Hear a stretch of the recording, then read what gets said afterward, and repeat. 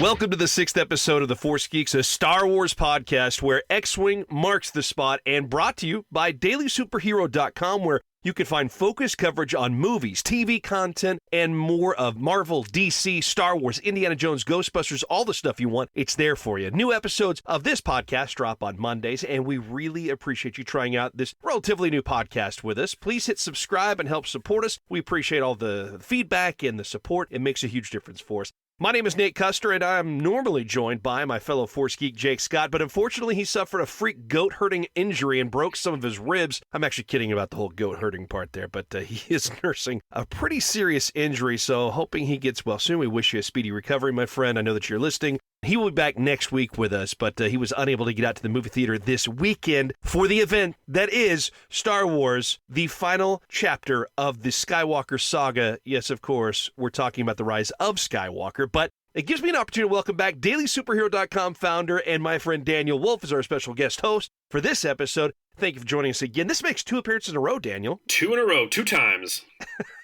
Not once, not twice. You're probably going to be on a lot more than that, which I'm really happy about. We could spend all day talking about what's exciting, what's going on in our worlds, but really the only thing that's important going on, and we're going to get to a lot of stuff this week, but it's really focused on what we have coming up. A heavy-duty spoiler special of Star Wars, Episode 9, The Rise of Skywalker. If you haven't seen it yet, why are you listening to this podcast? It's in there. We told you it's a spoiler special. So go see it, come back to this episode, and there's just so much to unpack with this thing, and the critics conflicted on the ending to the Skywalker saga, but fans not really listening. We'll talk more about that, about how the critic scores are going versus the audience scores. We'll get into it. And speaking of critics, is the Last Jedi Writer director Rian Johnson one of those who's not a fan of this epic conclusion? We're talking about fan service. We're going to get into it. He has some interesting thoughts on this. We'll also review the latest Mandalorian episode, Chapter 7, The Reckoning. Again, spoilers. So watch it first, come back, then you can listen to the show. And I think that's all the topics that we need to worry about this show. We would normally pack in some other stuff, but this is going to be plenty. So let's just remind you one more time.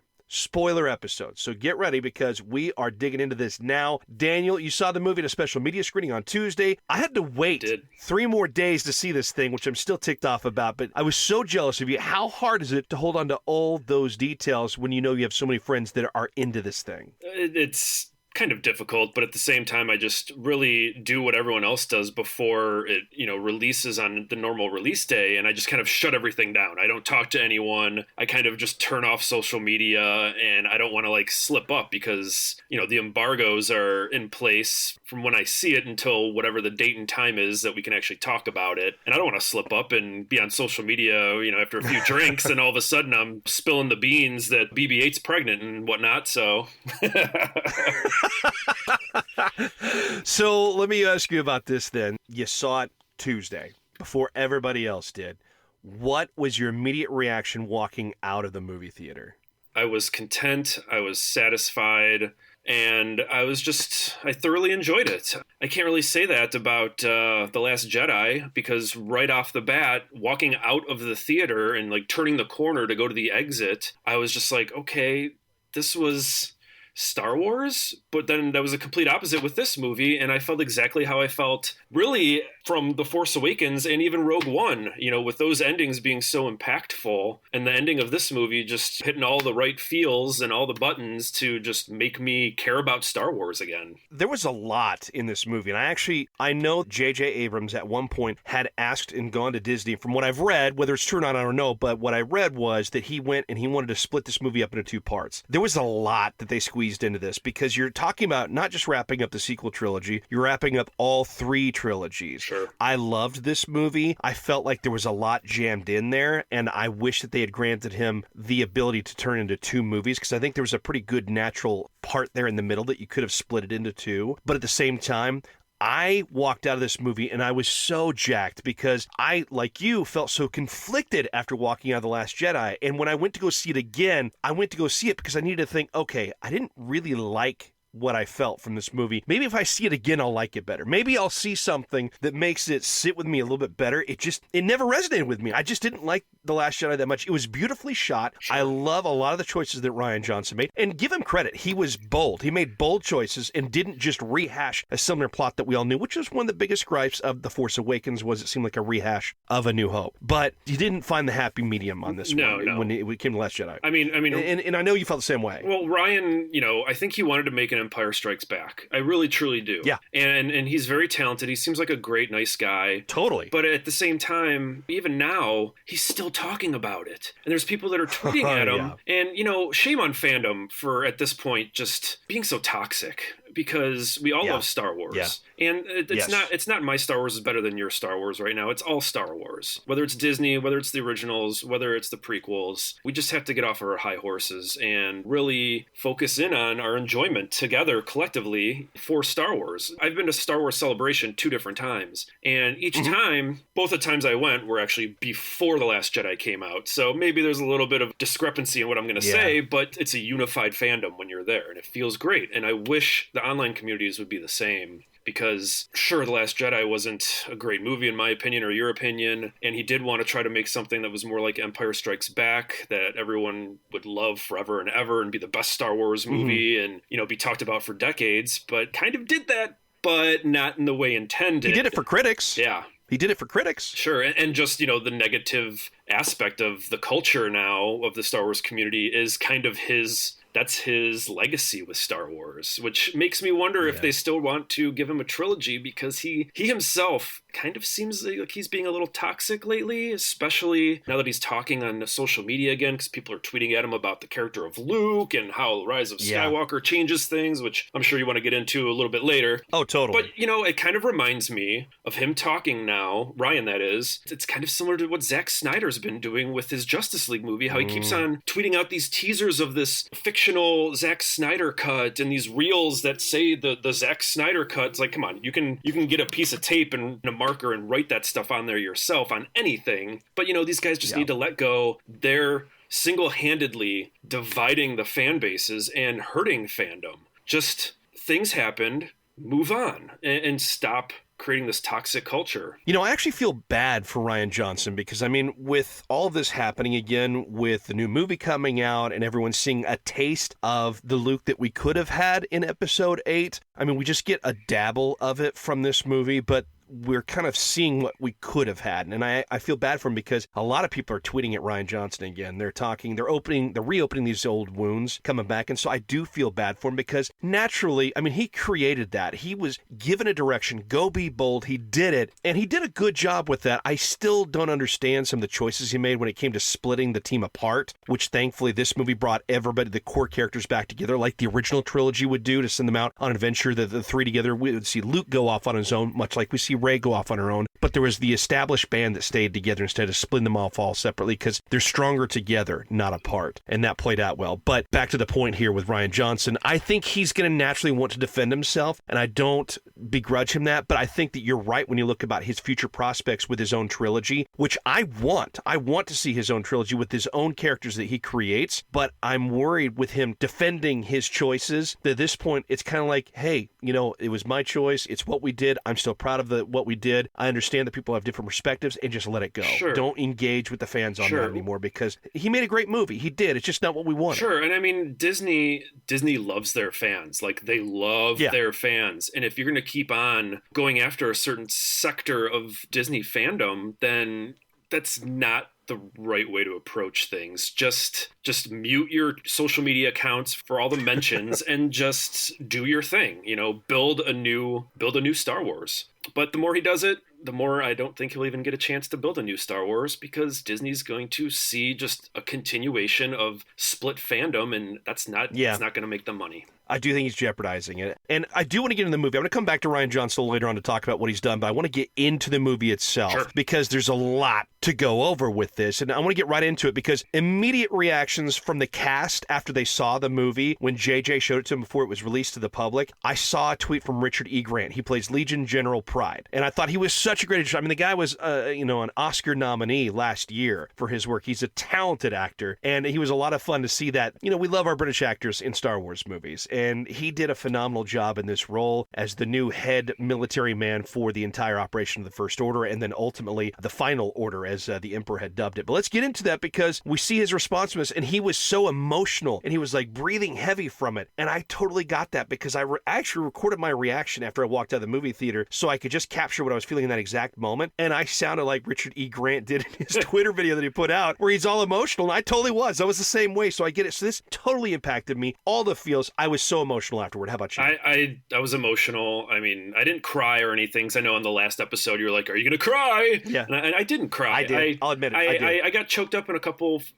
parts when Kylo Ren turned around and Han was there. Hey, kid. It's just like, wow, you went there. Like, Harrison hated Star Wars for so many years, and he came back again. For JJ, he's done it twice now. Yeah. I mean, it's the magic of JJ, I guess, to be able to get him to come back not once but twice after all of his hate towards the franchise. I mean, overall, again, I didn't cry, but I was very emotional. I felt the anxiety build throughout, and it literally was like a roller coaster ride right off the bat. You're just getting totally. You know how there's some roller coasters that slowly like click clack up and up the hill, and there's the other ones that have like that shoot you up the hill. Like, we were shot up the hill and straight down that first steep decline, and it was game on, and just hold on and enjoy the ride. Immediately with the crawl, the dead speak. The first thing you see, the dead speak. I was like, how are they going to bring the Emperor back? Well, we don't really get an explanation. He was there the whole time. And they just jump into it like, the Emperor's back. He sent out a message over the galactic holonet, and guess what? He's back, and just deal with it. And we got into it, which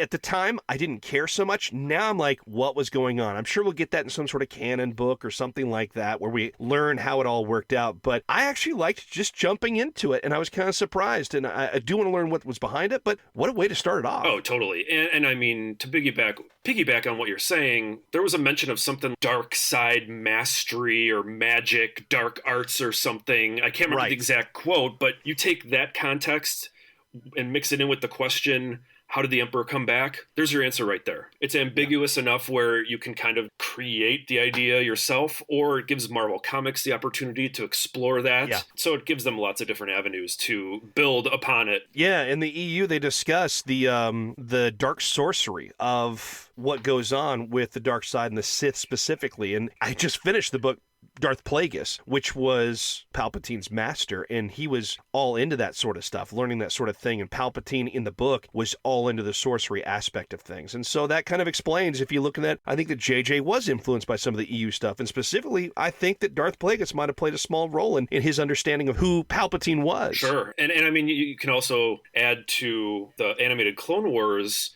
having influence, because they had all of the Sith sisters that were doing all of the magic and sorcery and the Night Sisters, and bringing back the dead. Or I mean, I can't remember off the top of my head exactly what they did, but there was definitely some kind of dark side influence with life and death happening there. It's ambiguous enough where you can kind of just use that as your answer to how he got back. Yeah. We don't fully understand the dark side, just like how nobody really fully understands the light side. And maybe we just need a Force movie at this point. I love how this starts out with Kylo Ren in the beginning. There's actually no words spoken for a very long time. It's this whole montage of what Kylo Ren's been doing set up by the crawl. And you see that scene where he's battling on some planet with the red glowing light in the forest. Did you check out? I looked up to see what that was. Did you check out what that is? JJ actually just confirmed it today, and I read an article. He said that was Mustafar. Yeah. And on top of that, though, how do you not tell us that it's Mustafar right off the bat? Know. And I guess it's in like the art books or one of like the graphic novelization of it. But apparently when he saw the chest, like the stone chest that he pushed the lid off and then the Wayfinder was in there, I guess that was supposed to be in the ruins of Darth Vader's castle. How do you not show that? Yes. Where's the establishing shot? Yeah, I know. I want to see that. Yes. I want to see that. That's like one of the things that we loved from the prequels was Mustafar was such a great set, and then it's been totally explored in canon since then, with especially the recent Darth Vader series from Marvel was epic. Yeah. It was so great. How do you not tell us that he's at Grandpa's house? I mean, okay, maybe I do have some little nitpicking to have with this movie, but Yeah. I still overall enjoyed it. So I can't. I did too. I can't be too angry, but we're talking. We're having fun. Absolutely. And you know what? Again, we're going to be a little critical, but at the same time, we have both already established we love this movie. It was a great, great way to cap off the saga. I think they were trying to do too much, but at the same time, if you only get one movie to do it, you got to jam it in there somehow. And I think that JJ did a really great job. And the fan scores on Rotten Tomatoes and all that stuff just drives the point home. Yeah. The critics are giving it around like 58%, which still that's more that like it than don't, but at the same time, it's not quite certified fresh at that 60% mark. But the fans like it a hell of a lot more than we did The Last Jedi. Oh yeah, I mean it's flip-flopped. You look at the fan score and the critics score for Last Jedi, Yep. and the critics loved it, the fans hated it, and now it's just completely opposite. So I guess you and me and other fans that hated The Last Jedi now can say that We love this now one. can say that people that loved The Last Jedi now can feel our pain Yeah. from the last one. Yeah, welcome to it. So, you give a little, take a little. I want to also drive into this. One of the great challenges of this movie had to center around how to handle Princess Leia. With Carrie Fisher's unfortunate and untimely passing, J.J. Abrams shoehorned in the little bit of footage they didn't use from the last movies to put that in there. And at times I kind of felt like you had to really work around this to make this work. But at the same time, he did a great job with it. I was really impressed with how well they were able to make it work. I'm sure there's a bit of digital mastery involved to make everything work right. But they did a good job. It's just, it would have been nice to see more from her, but you only got what you got. You can tell that J.J. Abrams absolutely loved Carrie Fisher. I agree. Absolutely. He adored her. I think I even read something or saw some interview with him how he would go over to her house and they would just sit on her bed and like look over the script and do some changes here and there for The Force Awakens. He just seems like he absolutely adored her, and he sent her off in just the best possible way, especially after, again, we're going back to The Last Jedi and Rian Johnson, but if you're going to have a space Leia flying around through space with the Force, you need to kind of like explain that at some point or set it up ahead of time.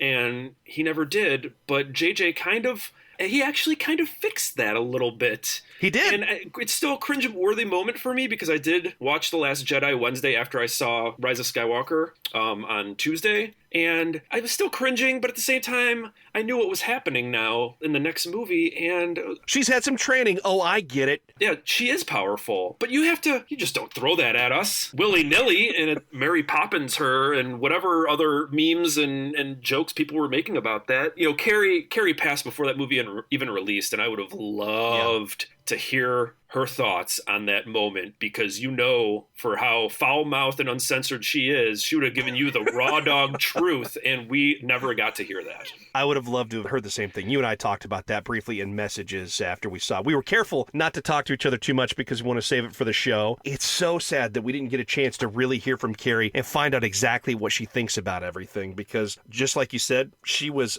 very outspoken. Oh, yeah. And Mark Hamill was totally outspoken about The Last Jedi for the longest time. Indeed he was. And, I haven't heard his response to this final movie yet. I'm sure he's not in it much. For as harsh as he was towards the Luke character in The Last Jedi, I can't even imagine how harsh she would have been for that Space Leia moment. Let me ask you this. He's not in it much. He could have been in a lot more, I think, as a Force ghost. I think he could have had a bigger role. I don't know if that was a choice by JJ. Do you think Disney was not happy with Mark after how he helped kind of spearhead? He didn't spearhead it, but he spoke his mind. Do you think Disney was like, he's not going to be in this one much. We're going to give the fans enough to like him, but that's it. He's been doing the tour junket to some degree, but not like he was for the last one. I think he stirred the pot a little bit too much. And you know what? I wanted to hear it. I was fine with it. But at the same time, Me too. I kind of figured that Disney was not going to be happy. And maybe there was a little bit of influence there by the Disney execs. Shame on you, Mark, type of thing. But you know what, though? It's his saga. They call it the Skywalker saga now. He was the first Skywalker we knew.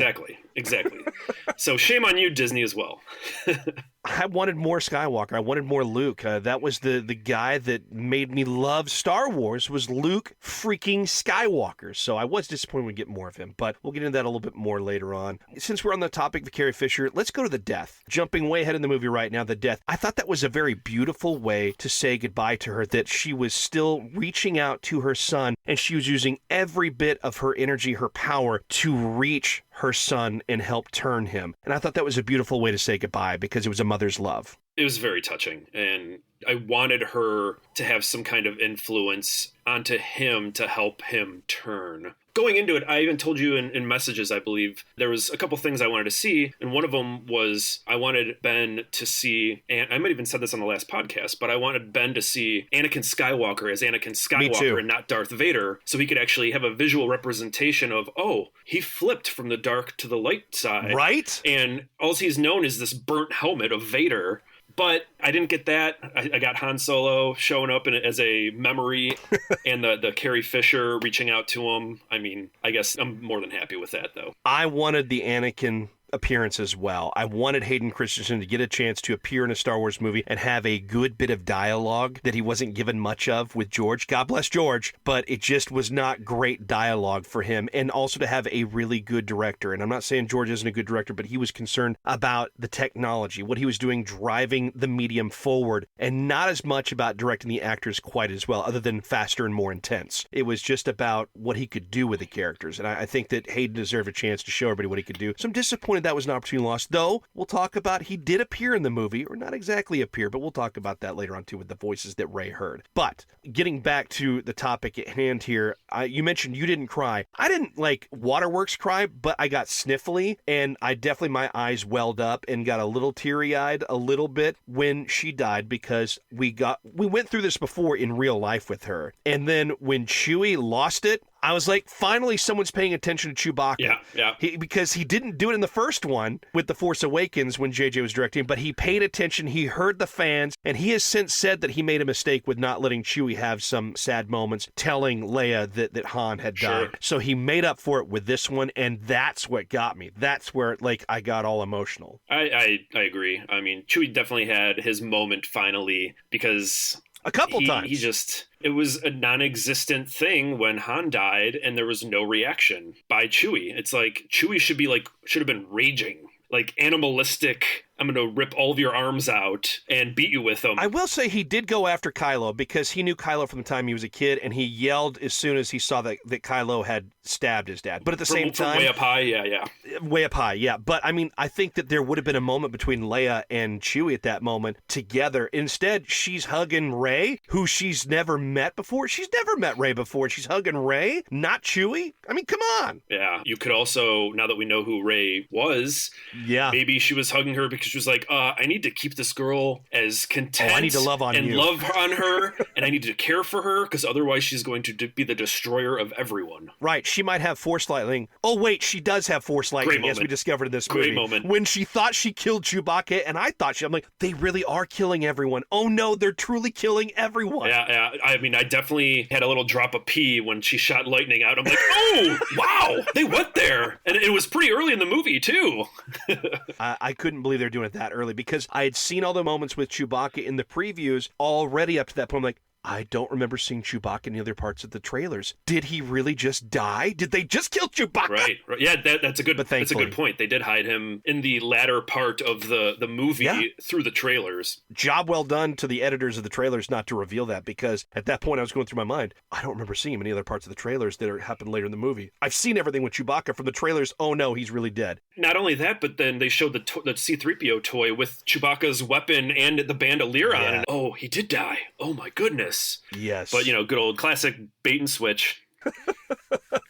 And JJ's known for that. He's definitely known for that. Okay, another part that really stood out to me, new powers for Rey. Healing, like Force healing. This is something that was new to me, and it's totally a tool for the story. I don't know much about Force healing otherwise, other than what I read from my recent venture down into the Darth Plagueis novel, where they talk about being able to heal yourself, that sort of thing. But that played out quite a bit. What did you think about her ability to actually be able to heal with the Force now? I didn't have any problem with it, especially since we did know from the prequels that Darth Plagueis was able to create life and save life. So at the same time, that's kind of healing. Kind of went hand in hand. We know this exists. Sure. And how did she find out about this power? I would have to assume it's Leia?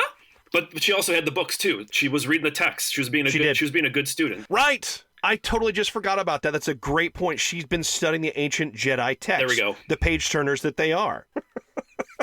Next thing, there's two things that stand out to me about the beginning. Two big reveals beyond Emperor Palpatine being back, and that is a spy, which I had seen some drops and hints of. I think it was making Star Wars is a really good place to go if you want to ruin the movie, because those guys find out so many huge reveals. They talked about that there was a spy and that was probably Hux. So when they said there was a spy at the beginning of the movie, I knew, yep, they got it right again. It's Hux. I knew it was going to be Hux. But I thought that was a really fun way to go, and I love that they explained it. He's not necessarily a turncoat just because he's suddenly a fan of the Resistance, and I love how they explained that he's motivated because he just hates Kylo Ren. It all started when he thought he was going to be the supreme leader at the end of Last Jedi, and then Kylo Ren just pushed him aside and just took control, and Hux is not a fan anymore. He is not a fan. No. And then my favorite part of the reveal is Finn and Poe's reaction, because they're just like, no way! What? It's you? That's crazy. I knew it. No, you didn't. I love that part. Yeah. It was so great. Yeah, just Knights of Ren. We get the Knights of Ren now, too. Did they do enough with Knights of Ren for you? of course they didn't. But you know what? I kind of figured, even from all the way back in The Force Awakens, that they were just going to be lightsaber fodder. Everyone was like, oh, they look so cool. Can't wait to learn about them. And meanwhile, I'm sitting in the back. Y'all gonna be disappointed. And that's before I even saw the movie. Like, just this whole lead up to the movie release, I just had this firm belief that this is one of those times where, again, JJ does this. He has a cool character or some kind of cool thing that is slowly building up, and then it's a disappointment. Lost. Yeah. Oh, the ending to Lost. Totally 100%. I get you on that one. I will say that I thought it was cool. I didn't need a lot from them. For me, I was actually satisfied with the Knights of Ren. I didn't need a whole lot to it because sometimes there's just things that are mentioned and you just go with it. So for me, I thought this was fine. I'm cool with this because I knew that they were kind of his elite guard. They're badasses in the universe, in the galaxy. Everyone knows that. And also, they don't have lightsabers. That's the one disappointment I had is they don't have lightsabers because I expected them to have lightsabers. I expected them to be converts from Luke's Jedi Academy. They're just kind of like his own personal bounty hunters that he went on adventures with, is how I took it. But at the same time, special but not special enough. Their ending, their death sequence, fast forwarding to that part of the movie where Ben does the weird Force bonding with Rey and gets Luke's and Anakin's lightsaber and doesn't even say a single thing and just gives that Han Solo kind of like body language, like, sup. And it's like, yes, that's Han Solo's kid. That's exactly what Han Solo would do. He also fired a blaster without looking and hit the guy. Yeah. That's what Han Solo would do. Give me more Ben Solo. I wish there was more Ben Solo. The Force time stuff was super cool, and you talk about that JJ took what Rian Johnson did with the Force time and really took it to the next level where they're just continuing to push the boundaries of what we thought was possible because we knew they actually felt each other's touch in Episode 8. And now Rey took advantage of that, knowing full well that touch, because we saw that Kylo Ren snatched the necklace off of her to figure out where she was. And once he was able to do that, she knew that she had this ability, if they're Force timing, you can take this lightsaber. Oh, it's okay. I have another. Sure. I'm fine. Sure. You can have this one. It belonged to your grandfather. Here you go. Yeah. And so that was cool. I enjoyed that. It was a very cool way, all that lead up, that it didn't make you like, how did they do that? Like, oh no, they actually paved the way for this. It makes sense. I buy it. It's good. Yeah, their bond was so strong that they could exchange items now, which is pretty cool. It's almost like a Force transport type of power. Very, very cool, though. I enjoyed when we got to at least see Ben Solo have a fighting moment as Ben Solo. Yeah. And he, like I said, I got total Han Solo vibes from him. Bravo to Adam Driver, who's a great actor. He's so great. And he was able to go and convert from being the moody, emo, angsty Kylo Ren. Yeah. And all of a sudden, he's a completely different Ben Solo character and kind of he accepted who he is. basing it off of Han Solo a little bit and Harrison Ford's performance, Yeah. and it was perfect. I totally picked up on that as well. I thought he is totally seeming like his father now. This is so cool. Adam Driver is such a talented actor, which, I mean, everybody knows that now, but from his other work that he does too. I also really enjoyed that they had such a good chemistry together. And speaking of chemistry, I talked about this briefly earlier. I want to bring it back to this. I love that the main characters were together again. And that's what was so wrong with Episode 8 for me. Episode 9, JJ recaptured the magic from the original trilogy that these characters are best when they're together and working on a journey and an adventure together, and that really really stuck the landing for me because it was so great to see the banter because we established that in episode 7 in The Force Awakens that Finn and Poe have this great rapport that just works, and Finn loves Rey. I mean, we know that he cares for her deeply. He feels connected to her, whether that's the Force or just feelings, I don't know, but it was so much better having them together once again. I totally dug it. I enjoyed it, and I enjoyed the meta commentary within the movie of, I think it was Poe going to Rey and just saying, no, we're doing this together. Like, we're not splitting up. And maybe that was a little dig right there towards... I think there's a few digs in the movie. Yeah, definitely. I mean, you mentioned the one through messaging of Luke Skywalker catching the lightsaber scene. I mean, I don't want to fast forward too far into your notes here, but let's just go into it. No, I thought that was kind of a little meta moment, like you mentioned. I think it was a slight dig, but I don't think he has any disrespect for Rian Johnson because he read the script and he executive produced the movie, so you knew what Rian was doing. But at the same time, I do think he heard the fans talk about he's just going to chuck his lightsaber, the one that he lost in his duel with his father back in Bespin. He's just going to chuck it? No, he's not going to do that. I love that he says that line, that's not the proper respect a Jedi pays to a lightsaber, or something along those lines. I'm butchering it to some degree, but that seemed like such a comment on what Skywalker did at the beginning of Episode 8 when he just hucked it. And so I love that comment, and I feel like that was a minor dig. Not only that, but when he tells Rey that he was wrong for his exile, because Rey is there trying to do her own exile, and nope, I was wrong. That made everything that I had problems with Luke's character in The Last Jedi okay. Like, I'm fine now. Almost everything for me.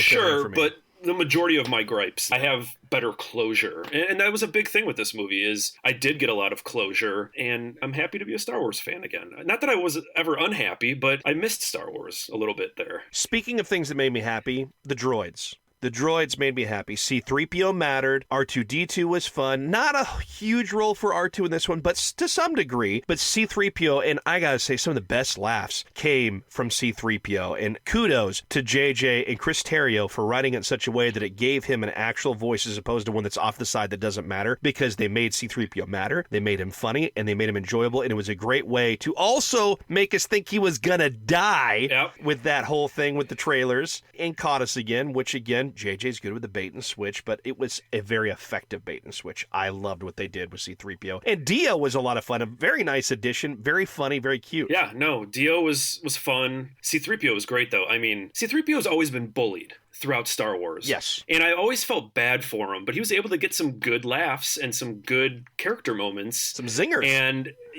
I don't feel he was as bullied. Granted, they kind of wiped his memory without his consent. So it's kind of a little risque there. But, you had to get Babu in there somehow, because Babu was a joy. Just being his little... Babu Frick was great. His little banter and however he was talking was just... It was adorable.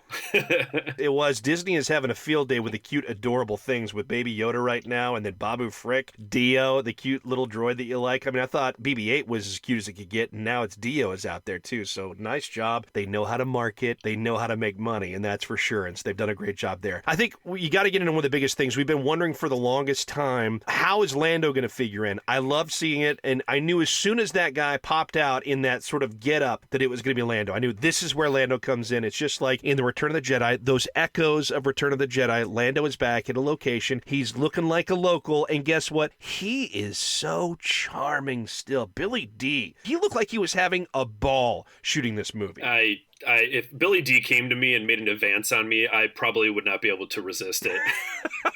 Especially if he is pansexual, right? I mean, especially if he's holding a Colt 45, it's like, I'm yours, man.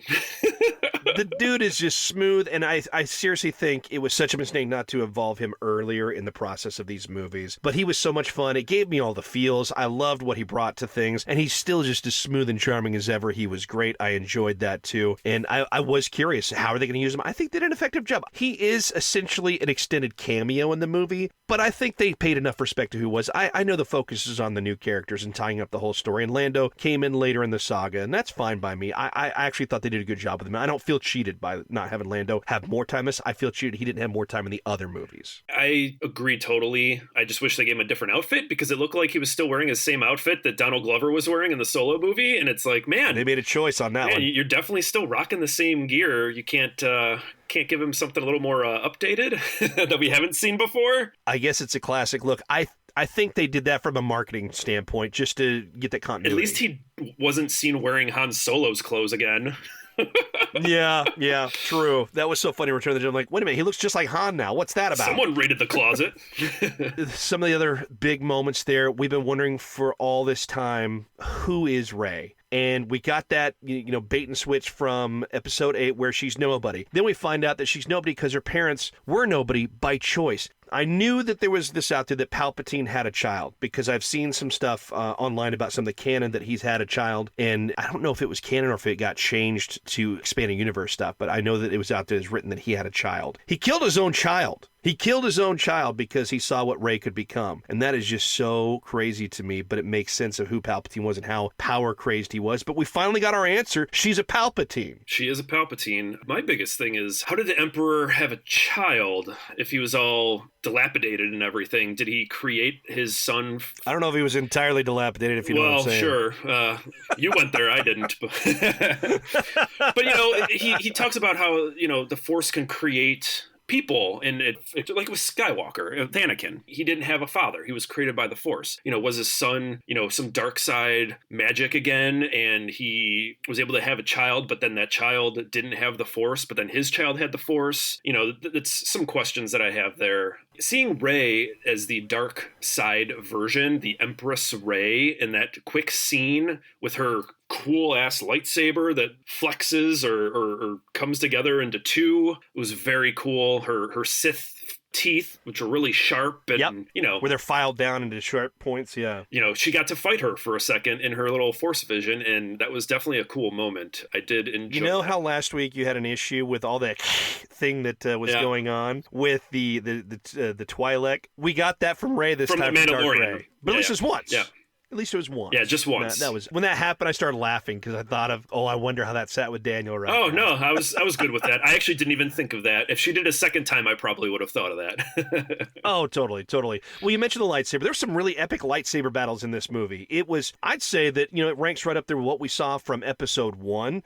Maybe even better because of how skilled they were in always trying to take things to a new level. I loved what we saw in Episode 8 in Snoke's throne room. That was a great epic duel because we saw both of them together, and we got to see something similar this time too where they're working together again. But that one when they're on the moon of, I don't know if it's the Force moon of Endor that they actually were on or a different moon of Endor where the ocean was, where the Death Star wreckage had gone. I'm not sure if it's the same planet or not. I assumed it was a different moon. I think so too. Yeah, I think so. But that was an epic battle with the waves and everything going on. That was super cool, and I ranked that right at the top. I thought that was great. I enjoyed the duel they had initially when they were Force time dueling in the beginning part of the movie where he's trying to figure out where she is and she's actually on his ship. But this was super cool. I thought it was great. They did a great job. They took things to the next level, so that was awesome. So the lightsaber battles were epic, and I think they did a job well done on that one. Going back to some other points here that kind of stood out to me, you talked earlier about seeing Ben in that moment where he sees Han Solo. That was a huge reveal right there. But then also his turn to the light, that was such a cool point in the story to me because it's just like, okay, it's on. Stuff is about to go down now. As soon as he makes the turn, the Ben-demption that we all kind of knew was coming at some point. A lot of people were really thinking angry, well, we saw Anakin have his redemption. We don't need to see the same thing happen here. I think you did because there are echoes. And I think that Rian Johnson didn't catch on to the right echoes with Episode 8, but I think that JJ has been really good about picking up on the right echoes. Too many with Episode 7, but this one, I think he had just the right amount of echoes with the turn. Well, I mean, there's a reason that there's the phrase, history has a way of repeating itself, because it's true. Right. And there's a lot of people that hate that JJ went back and mirrored this and mirrored that, and I never had a problem with that because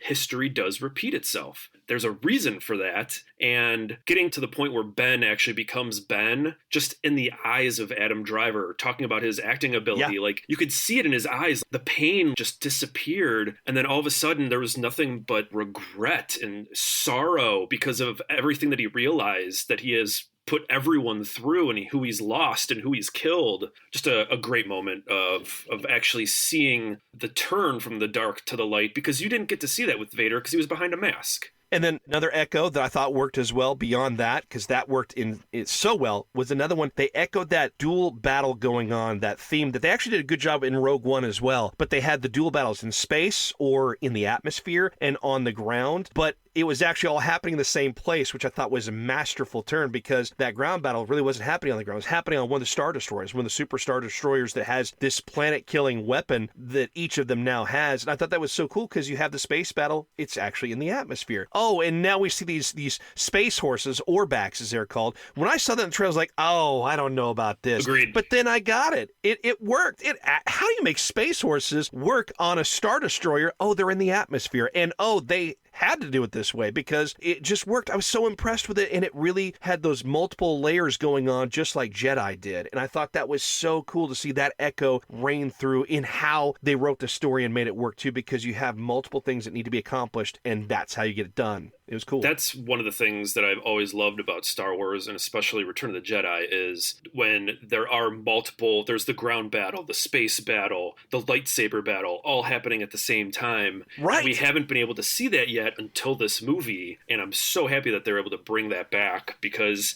that's like my Star Wars childhood right there. I would reenact those scenes and have action figures everywhere. Some over on this side doing the space thing, some on this side doing the lightsaber thing, using my own imagination based on those plot points and that story that was going on, intertwined with all these different battles at the same time. It was great, and exactly it. They did a great job because it's a very layered approach, and it just totally works, because that's how it would probably be in a real battle like that. There's going to be a lot of different things that have to happen, and you can't all have them happen on one level. So another great job by the entire team on that one. Another thing that stood out to me, one of the moments that probably had me feeling the most inspired and that really got me, and it was the moment I've been waiting for. I know that George Lucas with Return of the Jedi at one point had written the scene so that Yoda and Obi-Wan Kenobi came and helped Luke in the ultimate battle with the Emperor at that point, which turns out to be, I guess, the penultimate battle, because we get this new battle with the Emperor. But we see that battle happening, and that's initially what he wanted to do. He wanted to have Luke get help. But then he realized as he was going through the process, no, Luke needed to be able to do it on his own. I feel like JJ really listened to that, but what he was able to do is get that inspiration that would make Rey know that she can do it. And that whole be with me scene, I'm getting goosebumps right now talking about it. Literally, I had such huge goosebumps going on in the theater when she said be with me, and all the Jedi came back. We heard Samuel L. Jackson. We heard Ewan McGregor. We heard Hayden Christensen. We heard Frank Oz as Yoda. And all these characters, all these actors I'm talking about, of course, are such influential characters in the Star Wars universe. Hearing Obi-Wan Kenobi, Mace Windu, Yoda, Anakin Skywalker. Ahsoka. Yes, Ahsoka Tano was even part of it. Ashley Eckstein's voice is a part of this. It was so great. Yeah, it was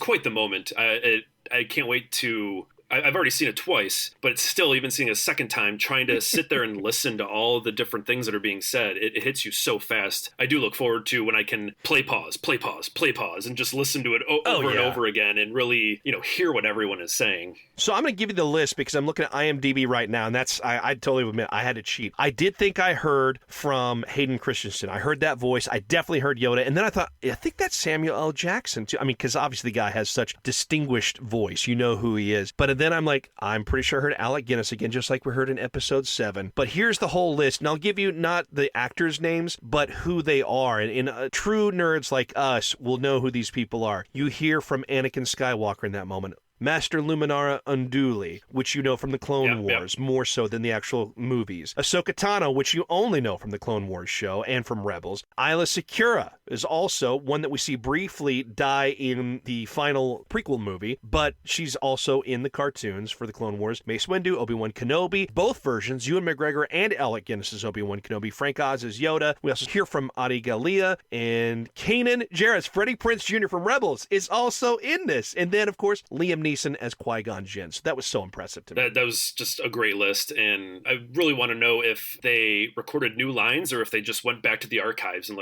took out old lines or even mashed up lines from the movies to make cohesive sentences. Hopefully that's in some kind of like behind the scenes documentary. That's what the Blu-ray release. Oh, I can't wait for all the behind the scenes stuff. And I'm sure there'll be some extra stuff on Disney Plus as well. And you know what? This movie had a ton of cameos. Like even Lin-Manuel Miranda was in this movie. I think Kevin Smith might have made an appearance because JJ kind of hinted at that during the whole media junket ahead of the movie's release. So a lot of people had some. And I think Harry Styles. You got to figure that the two stormtroopers that Rey does the Force influence over, those two had to be two people, like, you know, I don't know who, but it was definitely another great moment and funny moment because they're just like, oh, hey, bud, yeah, you're supposed to be here.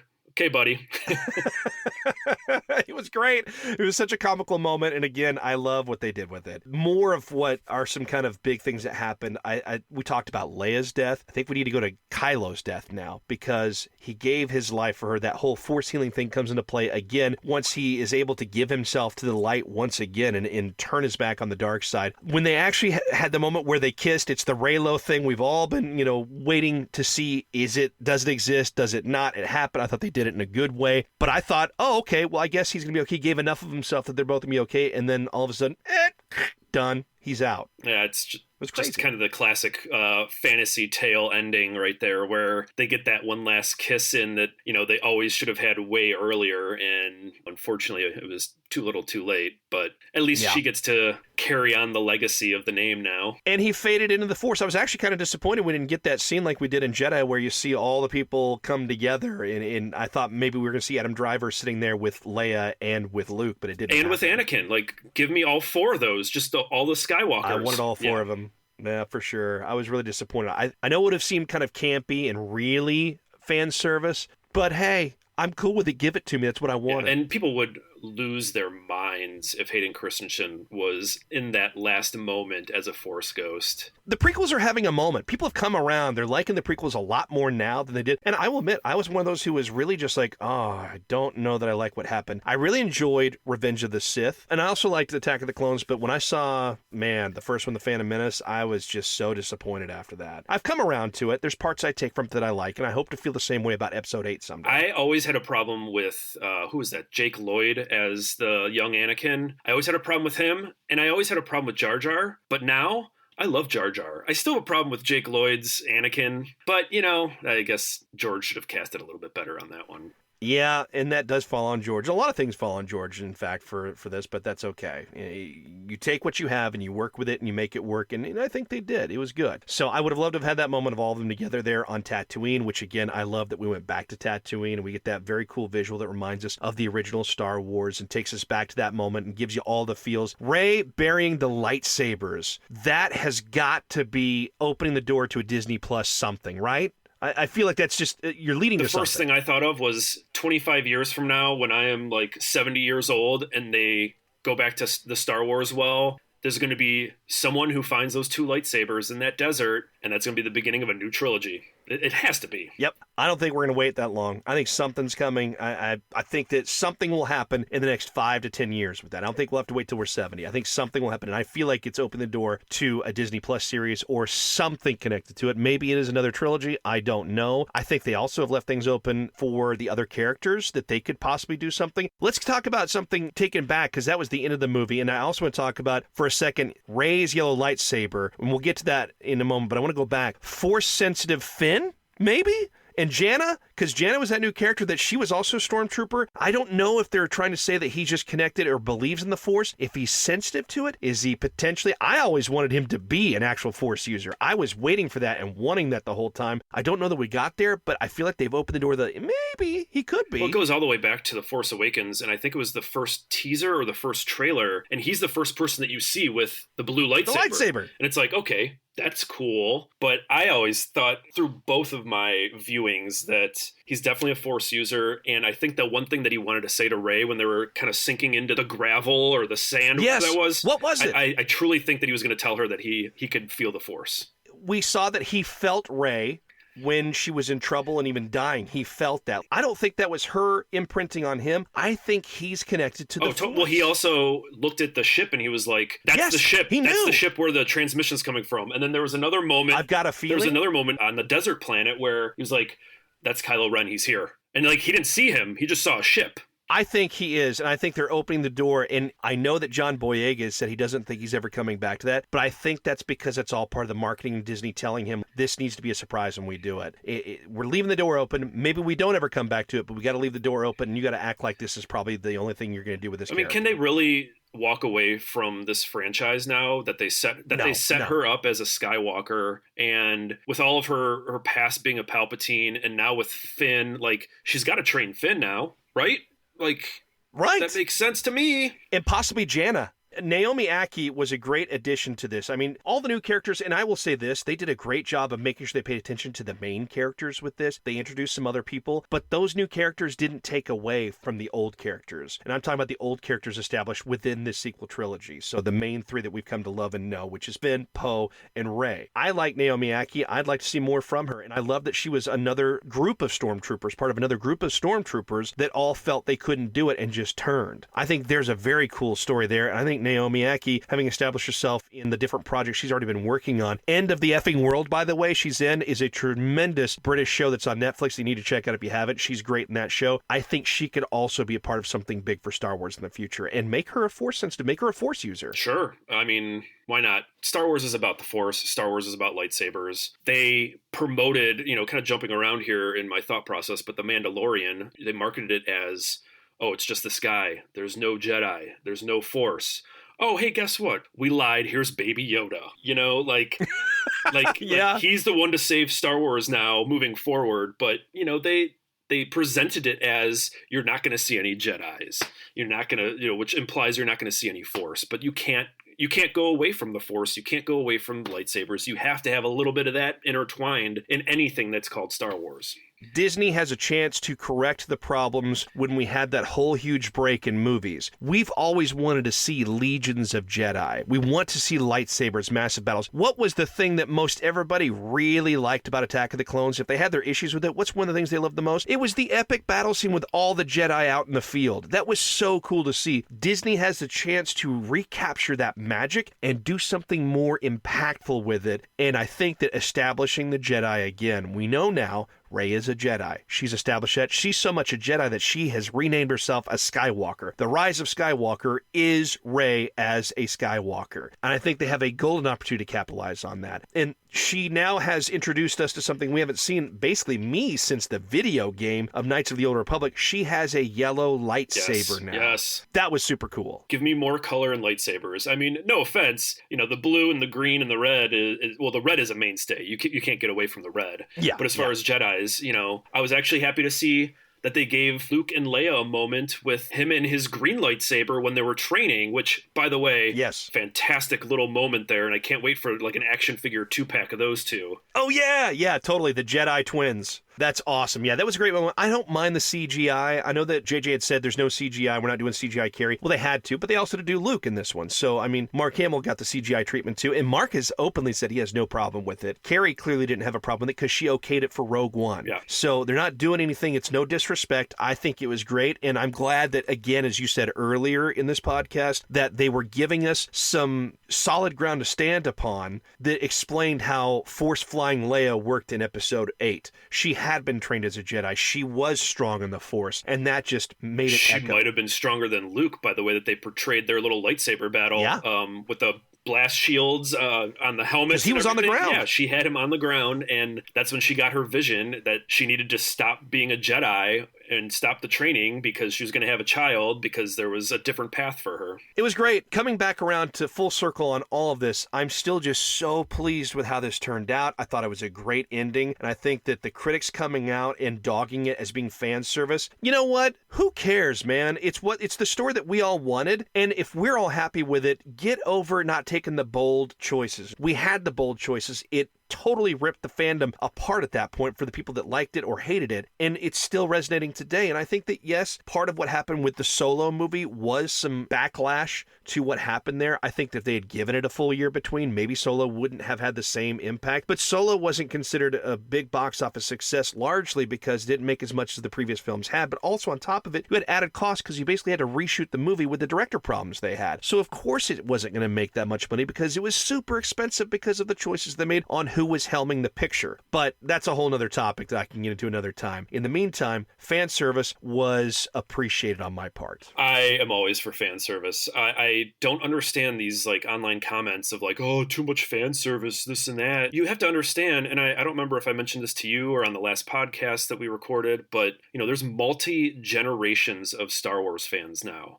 So there's 3 different generations because there's 3 different trilogies. So you have to cater to the older ones, to the middle ones, and to the newer ones. And there's going to be fan service all throughout. You have to walk that fine line of not giving too much fan service, but giving enough, because you still have to keep things fresh and new for the newer fans and to gain newer fans. But at the same time, you don't want to lose your original fan base. And it's a minefield you're walking through to do it. Yeah, and fan service, nobody should really have a problem with fan service. It's meant for entertainment value and entertainment purposes. It's a blockbuster. It needs to make the fans happy, and they did a great job. I'm so happy with it. The final topic I want to dig into is just backstories. We want to know who is Rey. We want to know who is Finn. We want to know who is Poe. We got answers to all of those in this movie. The only thing that we didn't really get, I think, enough background on to satisfy me personally, and others may disagree with me, is Snoke. All we heard from the Emperor was, I made Snoke. But I like what they did with Finn because we kind of get a little bit more about, he's not alone as one of these people who turned away from the stormtroopers. We are starting to get an idea that he might be force sensitive, and that's probably hotly debated for a while because there's plenty of people I've already talked to that said they don't think he is. I think he is. I agree. And then also you have Poe was a spice runner. That was such a comic moment, talking about him being a spice runner. And Zori Bliss, again, another character that was introduced, didn't have a ton to do, but didn't distract from the story, and I really enjoyed Carrie's portrayal of Zori Bliss. I love Poe. His progression throughout these 3 movies, this has been, I think, my favorite performance by him because he was able to give a little bit of that swagger and the moment at the end where he looked at Zori and didn't have to say anything and just was like, hey, yeah, and she's like, nope, and he's like, oh, okay, no.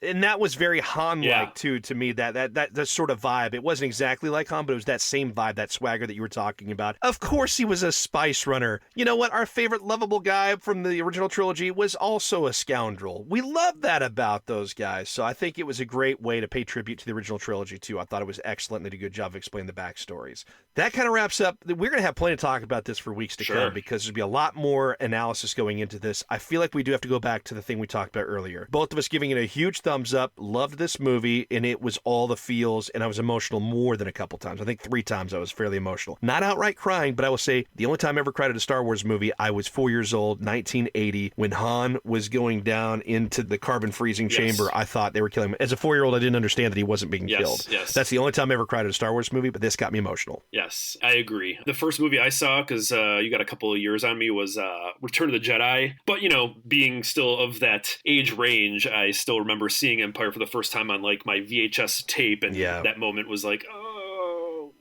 don't know what's going on, but this is sad. Right, and you had seen Return of the Jedi, so you knew that Han was going to be okay. As I saw Empire, I'm like, they just killed Han Solo? What?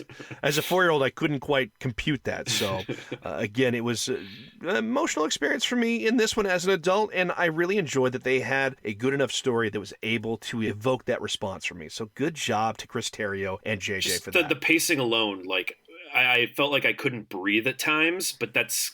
Yeah, it was intense. That's kind of how I always wanted a Star Wars movie, now that I think about it. And going back to, like, when I was growing up and, the Return of the Jedi, like the multiple layers of battles that were going at the same time, it's like, I want a whole movie that's this. And that's kind of what we got. Yep, it was. And it's great that you could get that kind of reaction. I saw it in a theater full of people, which was so much fun. And by the way, I will say, I saw it in 3D. I know not everyone loves 3D because some people have problems with it. It gives them a headache or something like that. I think it's something like 50% of people have issues with watching 3D, that's not an enjoyable experience. I love 3D. This was a fun movie to see in 3D. I saw it with a full packed audience in an IMAX theater. It was so great. I'm going to go back and see it on a regular screen or on probably an IMAX screen as well, but not with the 3D. Just to see what it's like that way. But I thought this, if you like 3D, go see it in 3D. It's totally worth the extra few bucks. It's worth it. So again, love this movie. Love how it closes out the sequel trilogy and all of it, the entire saga. Let's go back to it. In a radio.com piece, an extensive interview with them last week, the Last Jedi Writer and director Rian Johnson. He apparently was asked about the idea of fan service and the level of influence fandoms should have on the process of making something. And here's what he said. Direct quote, "I think approaching any creative process with making fandoms happy would be a mistake that would lead to probably the exact opposite result. Even my experience as a fan, if I'm coming into something, even if it's something that I think I want, if I see exactly what I think I want on the screen, it's like, oh, okay, it might make me smile and make me feel neutral about the thing, and I won't really think about it afterwards, and that's not really going to satisfy me."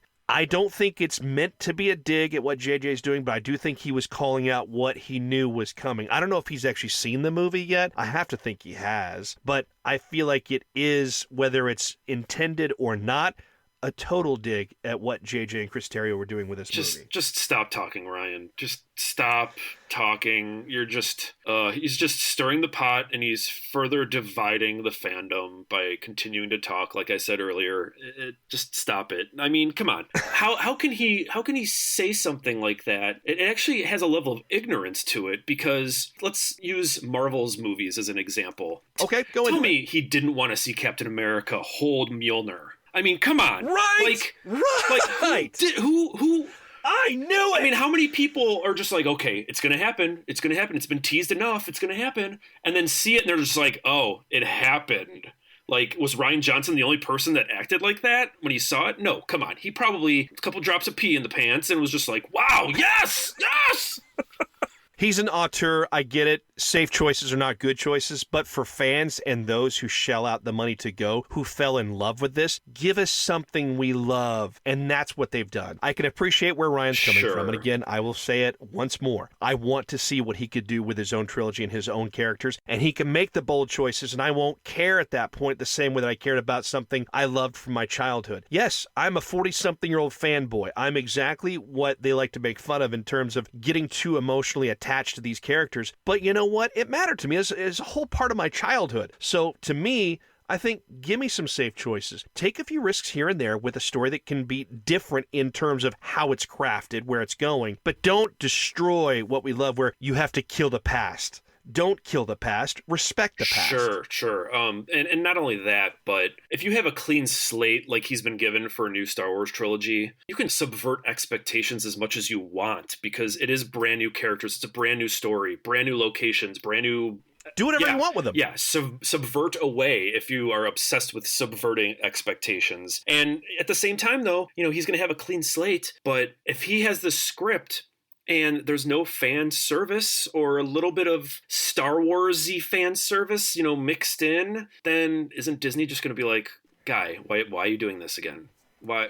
Tell me Yoda wasn't fan service. I mean, exactly. Perfect example. I mean, he totally had fan service. He brought in Frank Oz. I mean, come on. Yep. Frank Oz was controlling the puppet the whole time and doing the voice just like back in the day. That's fan service right there. Come on, guy. And we loved it. That's one of the things that was universally beloved by the fandom. Universally loved. Yeah. Again, no offense, Ryan. Don't take anything I'm saying to heart or anything. You're a talented person. You seem like a very nice guy. Totally. But just shut the F up, man. Just stop talking about this. Stop trying to defend decisions you made 2 years ago now. Just let's move forward, and not only let's move forward together as united Star Wars fan base, but let's follow our new savior, Baby Yoda, to the precipice of the mountain and rejoice in brand new Star Wars and, become one again. I like it. We're getting into the Mandalorian, the most recent chapter 7, and I will say this final note for Rian Johnson. Fans, stop trying to pick a fight with Rian Johnson, because he's going to engage. Yeah. He's going to engage. Stop it. I like Rian. I want to see him get his own trilogy. Stop baiting him at this point and let him do his thing. He's a talented filmmaker. Knives Out, I have not gotten a chance to go see it, but I'm going to, and Ryan, I will spend the money. I will go to the theater to see it because I think you're amazing in what you do, and I want to see it. I want to see a trilogy. Stop talking and engaging with the fans. Don't fight with them anymore. Please, because Disney's watching and listening. Mandalorian Chapter 7. We won't spend a ton on this today because this is already a longer episode for us. Mandalorian Chapter 7, The Reckoning, directed by Deborah Chow, who directed my other favorite episode. Both episodes I like the most from this entire season 1 have been directed by Deborah Chow, and the reason that matters for you if you're a casual fan is because she's directing the Kenobi series. The entire Kenobi series is coming. Exactly. It's in good hands because I like what Deborah Chow brings to the table. And also, it's a nice argument to all those stupid idiots in the fandom who think that only men know Star Wars and can handle Star Wars. Deborah Chow is a perfect example of how great Star Wars can be in the hands of a woman. Now, we see familiar faces. Greef Karga in this episode, Cara Dune, and also Queel, or Ugnulty, as he's deemed by some folks out there. I love that we brought them back because I didn't see enough of all those characters. I like how campy Carl Weathers plays Greef Karga. He totally gets that 80s original trilogy vibe for me. Cara Dune is a character I really enjoyed. It was one of the only things I enjoyed from that episode that she was in from chapter 4, and that was just one of the better points for me. I want to see more of her character because I like what she brings to the table. And Queel, I mean, Nick Nolte is just awesome. We got another I Have Spoken. And I'm so glad we got another one of those because it was excellent. Yeah, just one, and they put it at the perfect spot. What was your takeaways from Chapter 7? Because it came out early to help out with the release of Star Wars Episode 9 in the movie theaters. They brought out early. Thank you, Disney, for that. We're getting a week and a half break until we get the final chapter of this season. Takeaways from this one, what'd you pick up Going from it? into this episode, I kind of had an inkling and a feeling that these last 2 episodes were going to be a 2-parter to kind of wrap it all up. And lo and behold, that's what we're getting. I enjoyed it. Just let Baby Yoda do some Force stuff already. Come on. I think I mentioned this on the last podcast. Although we wouldn't have Cara Dune anymore because evil... Right? Force choking Baby Yoda? Yeah, little evil dark side face there, which is so adorable. These really made me think of that, but I'm like, wait a minute, Force choking, that's a Sith thing. That's a dark side move. Is Baby Yoda dark side Yoda? It's going to be interesting to see how this all boils down. If he is, then just give him the most adorable little red lightsaber and little black cloak, and I'm in. I can't wait to see where they go with all this. I love that they're kind of taking some license with this, having some fun with it, and going down that route that, they're just having a very innocent contest amongst the Mando and Cara Dune having an arm wrestling contest, and Baby Yoda's like, you don't mess with my friend. Yeah, no, that was great. And you know that in this last episode, Baby Yoda's finally going to unleash some kind of power. You're calling these going to talk by the end of the show. I think we're going to hear a word or two, maybe not his name, because it's kind of at this point in just pop culture right now where we've already named him Baby Yoda, and it's like, if you name him now, don't mess it up. You got to give him that perfect name, so let's just not name him yet. Let's wait for the second season. They still have time to cut that episode in a different way, to edit it down differently. If they did reveal the name, if I were a Disney marketing executive, I'm like, no, take that out. We're not giving a name yet. No, I totally agree. And then, again, like I said, he's going to force push like 20 stormtroopers against the wall or something. Something's going down. He's going to use his power in an extreme way, and I can't wait to see it. Again, I enjoy this episode. I think it's my favorite overall of all of them at this point. And again, makes me feel so good about Deborah Chow working on the Kenobi series that will come out hopefully next year. If not, then early 2022, I guess, or 2021. Looking at all the things that we learned from this, I think what I liked best about this is the fact that it advanced the overall narrative. I feel like some of the chapters have been not necessarily filler, but seemed like we weren't advancing the overall story. It was just things happening, but didn't tie into the overall story arc, and I feel like this one did a really good job of bringing it all back. All these different experiences he's had played into this chapter, and I think that was a real win. Also, finally, Moff Gideon. We finally got Moff Gideon, which I had a feeling from the get-go that Giancarlo Esposito, the actor that portrays this former Imperial, and obviously a big one if he's got the title of Moff, that means he's got a big title with the former Empire. Very cool. I had a feeling he would come in at the end, and I thought it would be, like you, a 2-story arc, a 2-chapter arc, and that's exactly what we got. He was in Breaking Bad as Gus, and he was one of my favorite characters, so I was just highly anticipating seeing him show up in this. Yes. And he did not disappoint. His landing of the cool TIE fighter with the wings folding down and then just raising up the top and just standing there, it's like, now that's how you enter as a badass.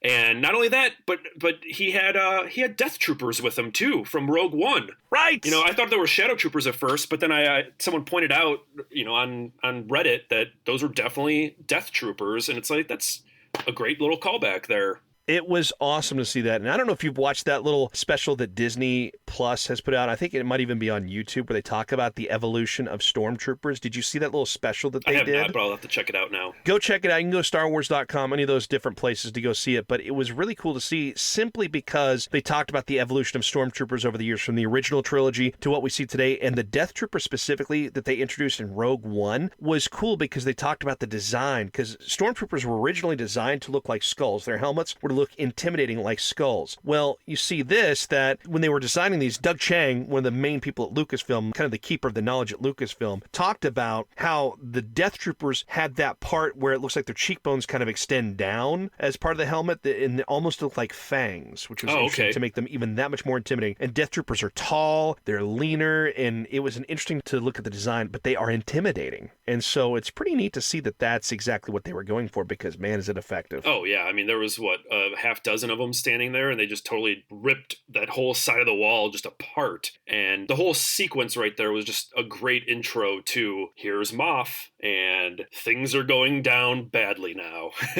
Well, and he killed the guy that was answering to him, because clearly the client, Werner Herzog character, who was the one who initiated the bounty hunter in the first place and brought in the Mandalorian for the job, he was clearly answering to Moff Gideon, and then Moff Gideon just guns him down, doesn't even care. I mean, this is a bad dude. And it just shows the importance of the child, too. Yeah. They're willing to just kill each other. He's willing to kill all of his people just to get a hold of them. I love the speeder bikes. The scouts and the speeder bikes just brought back all the great memories for me for Return of the Jedi, because I think I was about 7 or 8 years old when that one came out. So I had to be 7, I think, when that came out. And I just loved the speeder bikes. That was like the toy I had to have when I was a 7-year-old. I had to have the speeder bikes because I loved those scenes with Luke and Leia in The Force of Endor with those. To see those in this chapter was cool. Do you think Queel is actually dead? Because we know they snatched up Baby Yoda at the end. Do you think Queel is actually dead? I didn't actually think about that because I just kind of assumed that he was dead. I think he is, but I don't know. He might be playing possum. I don't know enough about his alien species outside of the fact that they're like really good mechanics to know if they're manipulative like that and do play possum. I'm not too savvy on their species.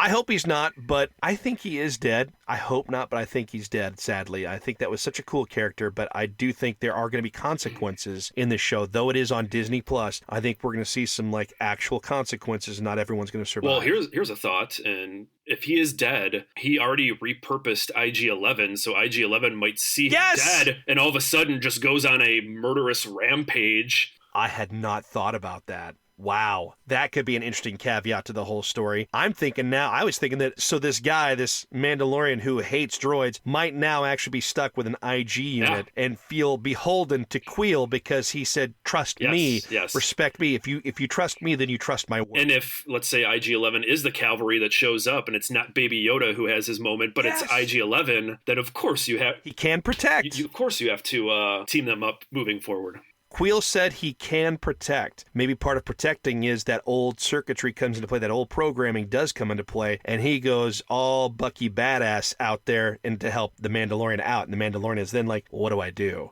Do I stick with this guy or not? It could be an interesting problem for him to grapple with. If his issue is with that flashback where, he felt threatened by the battle droids when he was a kid, because his parents hid him away and then the doors open and there's the battle droid there. Maybe if IG-11 comes and saves his butt, then maybe his thought process towards droids will change too, and that'll aid in their team up. Who saved him from the battle droid? I gotta know who saved him when he was a child and the battle droid was about to kill him. I swear I love that Reddit theory that it was Yoda that saved him back in the Clone Wars. Yes, days. Which would make so much sense why he wanted to save the child. It comes full circle, and it would be wonderful. Even just to have that fan service, give it to us. Yes. Do you hear this, Ryan? You want to do an episode of season 2? Well, you might have to put a little fan service in there. Bring Yoda back. You did it once before, buddy. You can do it again. Oh, man. Well, I think that kind of wraps everything up. I enjoyed this episode. I made that pretty clear a couple times, I think. How did this one rate for you? I did like it. Why is it not Friday yet so we can see the finale? One more left. Season finale. Then it's a whole year awaiting after this. It's going to be so sad. There's not going to be any new Star Wars live action. At least we'll have the Clone Wars. Yep, that's right. Can't wait for that. Coming out very soon in the wintertime. Daniel, thank you again for subbing in for my good friend Jake. Love you being here and being a big part of the show, and also for your support. And is there anything coming up with dailysuperhero.com that you'd like to share? Anything that's been kind of big for you guys talking on the site? The only thing that's coming up is a more personal side of things. January 2nd, I'm going on vacation for 9 days at Disney World, so I'll be hanging out on Batuu at the Black Spire Outpost at Galaxy's Edge. So I'll definitely have to come back, and we'll talk about some real-life Star Wars interactions. Full report is necessary. I can't wait to go myself. Can't wait to hear you and your second trip there and then getting to experience the new ride, the Rise of the Resistance. I can't wait. Hearing nothing but good things about that. All right. Please make sure to join us again next week with new episodes of The Force Geeks, a Star Wars podcast dropping every Monday on Apple Podcasts, Google Podcasts, Spotify, just about any place that you get your podcast from. You'll find us there. We're there for you. Another thank you to our sponsor again, Daniel Wolf, dailysuperhero.com, and founder of the whole grand thing that you've worked up for this, for joining us. Really appreciate you being here, and also appreciating any kind of reviews that you, the listener, might be willing to provide us with. And feel free to hit us up with your emails at theforcegeeks@gmail.com. We're on Twitter, so follow us at The Force Geeks, and on Facebook. Just search The Force Geeks. And where can people find you, Daniel, on the cyberspace place? If you're out on the old internet, where are you at? I'm at dailysuperhero.com, at Daily Superhero, and then The Daily Superhero on Facebook. Remember, if you don't follow The Force